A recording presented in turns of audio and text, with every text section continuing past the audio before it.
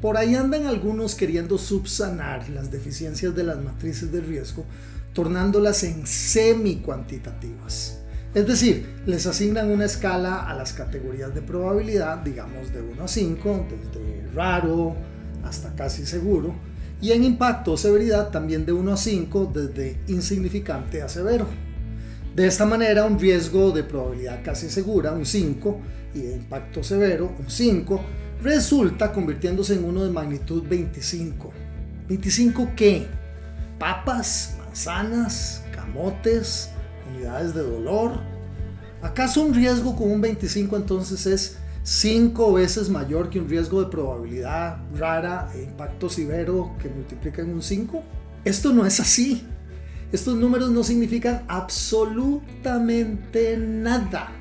Al ser vestidos con un número, muchos se confunden con estos riesgos, pues los perciben conteniendo un alto nivel científico, matemático. En realidad, no tienen absolutamente ningún raciocinio o lógica en la explicación de su origen.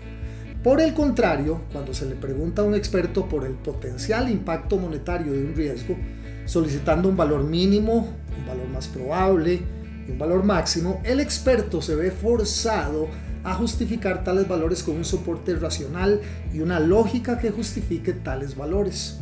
Con estos tres parámetros es posible, por ejemplo, construir una distribución de probabilidad PERT que contiene muchísima más información justificada que la asignación de un número ambiguo y arbitrario asignado según el criterio subjetivo de una escala semántica. ¿Qué pasa si termino con dos riesgos en la misma celda de un mapa de calor, una matriz de riesgos? Con probabilidad probable un 4 y de impacto mayor un 4. Ambos riesgos terminan con un 16. Aparte del hecho de que ese 16 no significa nada, ¿cómo hago para jerarquizarlos? Si tuviese presupuesto para mitigar solo uno de ellos, ¿cuál mitigaría? Es imposible responder estas preguntas con una matriz de riesgos, por el sencillo hecho que esta metodología no asigna valores monetarios a ninguno de los riesgos. De forma alternativa, al realizar una simulación Monte Carlo, donde integramos la frecuencia de un evento de riesgo, es decir, cuántas veces sucede, por ejemplo, por año, y su impacto o severidad, cuál es el monto de la pérdida monetaria que podría suceder cada vez que éste llegase a materializarse, es perfectamente posible responder a esta pregunta. ¿Alguna vez has observado o participado en una interminable discusión considerando si determinado riesgo pertenece a la categoría de impacto significativo o mayor, o bien la probabilidad de un segundo riesgo puede ser moderado o poco probable? Aparte del hecho de que semántica y subjetivamente estas palabras significan distintas cosas para cada individuo, francamente, creo que la insistencia de categorizar riesgos dado un número de intervalos es usualmente una pérdida de tiempo. Por el contrario, cuando se reexpresa, por ejemplo, el impacto monetario de un riesgo como una distribución de probabilidad PERT, en donde se le ha preguntado a los expertos cuál sería el impacto mínimo, el más probable y el máximo, deja de importar en cuál categoría lingüística se sitúa cada riesgo. ¿Qué pasa con los riesgos que son multifrecuencia? Es decir, que podrían suceder 2 o más veces por unidad de tiempo, por año digamos. ¿Caerían siempre en la misma categoría de muy probables? La grandísima mayoría de los riesgos son multifrecuencia. Por esto mismo es que la escala de probabilidad en las matrices de riesgo, que usualmente se coloca en el eje vertical, está inherentemente mal diseñada. Está diseñada para riesgos binarios que suceden o no. No es una escala correcta para riesgos que pueden suceder varias veces al año. Además, en la escala de probabilidad de casi seguro, ¿contendría esta categoría en el mismo nivel un riesgo que sucede 3 veces al año en promedio como uno que sucede 100 veces al año?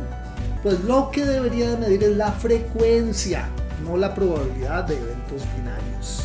De forma alternativa, usando técnicas cuantitativas, se puede, por ejemplo, usar una distribución Poisson, que requiere solamente saber un promedio histórico.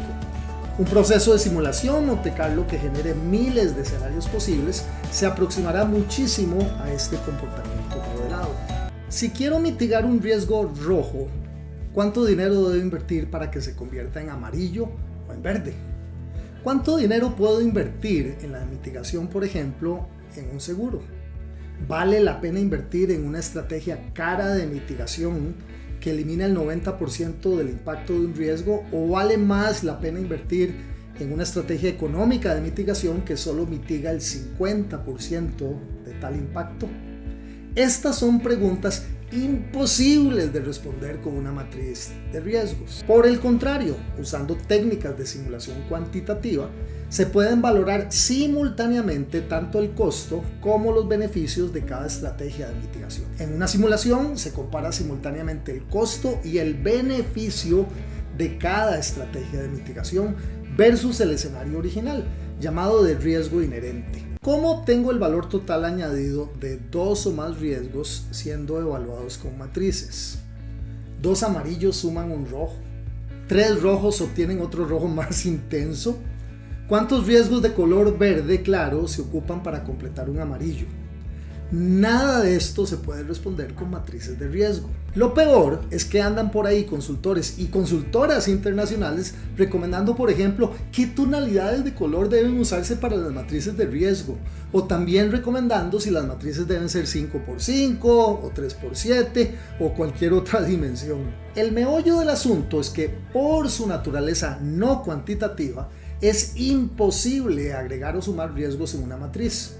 Un riesgo 20 más un riesgo 10 no suma un 30, ya que ninguno de esos números significa absolutamente nada, por más numérico que se quiera aparentar. Por el contrario, al obtener las cifras cuantitativas de un proceso de simulación Monte Carlo, yo puedo obtener el peso conjunto de todos los riesgos o de cualquier subconjunto de ellos y por tanto evaluar su verdadera magnitud monetaria. ¿Cómo se realiza un análisis de sensibilidad, también denominado de estrés o tensión, con una matriz de riesgos? Es imposible de hacer. Cuando cierta causa se estresa, no tiene ningún sentido estresar un riesgo y pasarlo de amarillo a rojo y decir que ahora vale 16 en vez de 9. 16 unidades es lo que vale ahora mi riesgo y antes valía solo 9, cuando la condición X pasa de un nivel medio a un nivel alto. Esto no tiene ningún sentido. A veces pienso que una de las razones por las que muchos tomadores de decisiones no se toman en serio a los departamentos de riesgo de sus empresas es por la incapacidad que posee esta limitada herramienta de las matrices de riesgo para realmente servir como una ayuda útil para tomar decisiones. Si las herramientas que someten los departamentos de riesgo son solo para cumplir con los estándares o normas que imponen los entes supervisores, por más internacional que sea la norma utilizada, seguiremos siendo menospreciados en la capacidad de ofrecer sólidas herramientas para la toma de decisiones. ¿Cómo se explican las relaciones causa-efecto en una matriz de riesgos? Es imposible. Cuando el panel de trabajo decide que un riesgo se ha definido que su probabilidad es poca y su impacto es mayor, entonces su valor será de 8, o sea, medio. No habrá forma de probar lo contrario. No hay forma de rastrear el origen de un riesgo, de demostrar su causalidad, de vincularlo a sus orígenes, a sus causas. Es lo que es, porque sí. Por el contrario, con simulación Monte Carlo es posible estructurar modelos que definan las relaciones causa y efecto.